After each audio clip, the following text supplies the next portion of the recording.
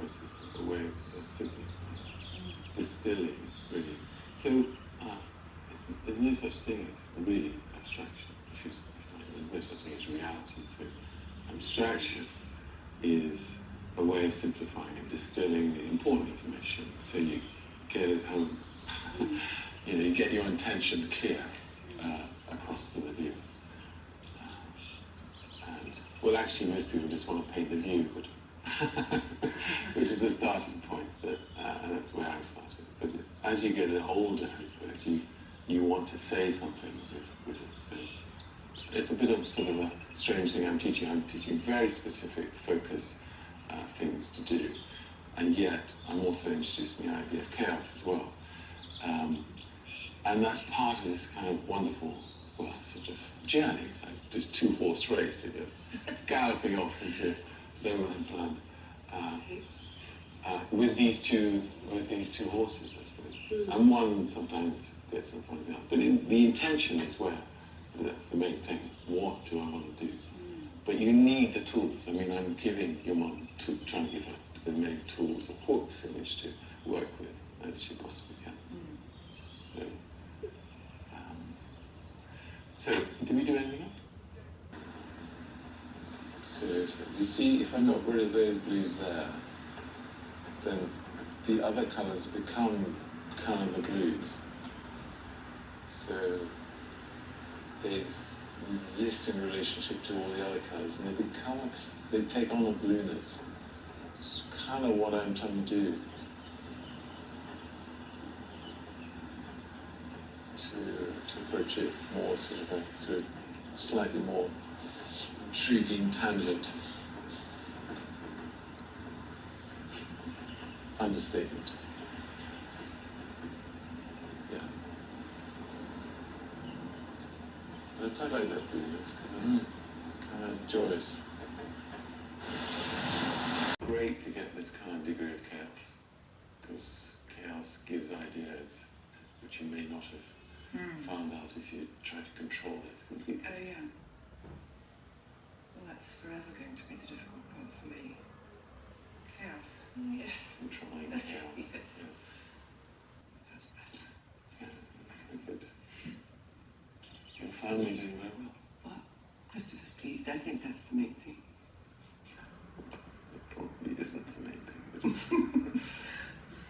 But So do you think it's the artist in you, in a way, that needs more space than you would have if you had a family? Well, I don't know. I mean, I think it's opportunity and your own personality and the job that I do possibly made it more difficult than might otherwise have been. I kind of regret it, but there's lots of children around in my life, so it's good. That's good. Yeah, keeps me silly. Yeah. Well, you've hit on something that's very important. Yeah. Yeah, I think it's one of the benefits. They keep you young and they keep you a bit silly. Yeah. I think I'm doing the wrong thing. Do you? Yeah. Well, what's the alternative? Maybe I could write. Maybe. Yeah. I write a lot. Yeah. Somehow. Yeah. It's not really what you do, it's more the intensity by which you do it. I mean, you just, by the conviction of your reality that you believe in, you make others believe in it. Kind of make it up, really. And then people get convinced, and even oneself gets convinced but there's no sort of one kind of hidden track that that's there waiting for you. You just got to step into it, whatever that is. And it takes one does all sorts of things with painting. You do all the things that are not right, but they all contribute to the thing that will be right in the end. It's never lost. It's all accumulating or building up in intensity. it's not secure, is it? It's just not solid or anchored. I'm just not sure. Quite held onto.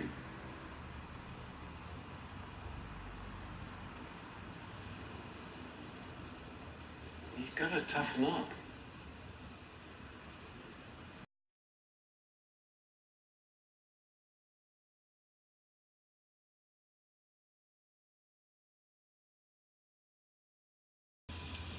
He pulled me aside one day and said, Christopher, I've been thinking, I don't think you should go to art school.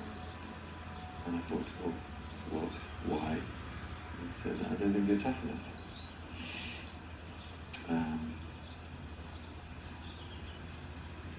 So I was completely devastated. I was quite shy anyway at that age.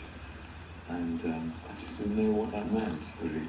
Without losing my own, sense of myself, who I was. I wasn't tough, Mr. Color Leather Jacket guy. I was, Marx and Spencer's hush puppies. But I wanted to paint. I had something I wanted to do. I deeply wanted to do. And I think he thought that if I went to art school, that may be bashed out of me. And therefore, I should not go, because that precious thing, that was quite vulnerable anyway. Well, it wasn't really vulnerable, it was there, but it wouldn't have survived, the criticisms of others. So I guess being tough is actually holding your course in some way, and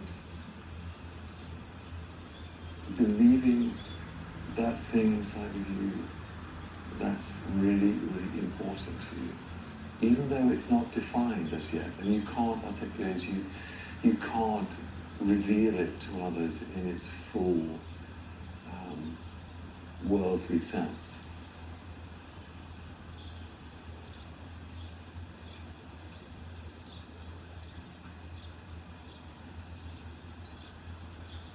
But it takes a long time to in a sense, fully come to that point. For other people, it's quick, but for me, it's taken a long time, which I'm kind of glad, because it means that I know the angles a bit more.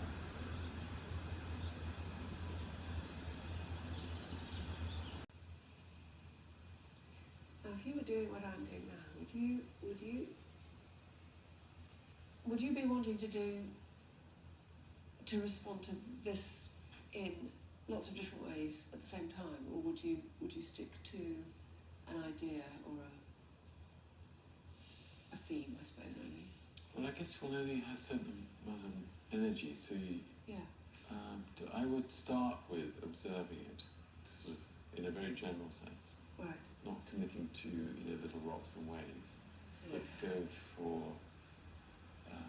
the overall colour sequences, really, the keynotes, and then that will produce the sort of basic mood. I mean, it's beautiful because you've got this sort of variety grey clouds, and that moves into this sort of blues, and then in opposition to that, you've got a slightly orangey, violety orange, violet coming through the orange. So there's a link there, and then you've got this beautiful sort of Royal Dalton copper saucer green, that sort of silvery green. Yes, absolutely. Which is such a beautiful sort of, it's symbolic of a place, and so. Yeah, it is.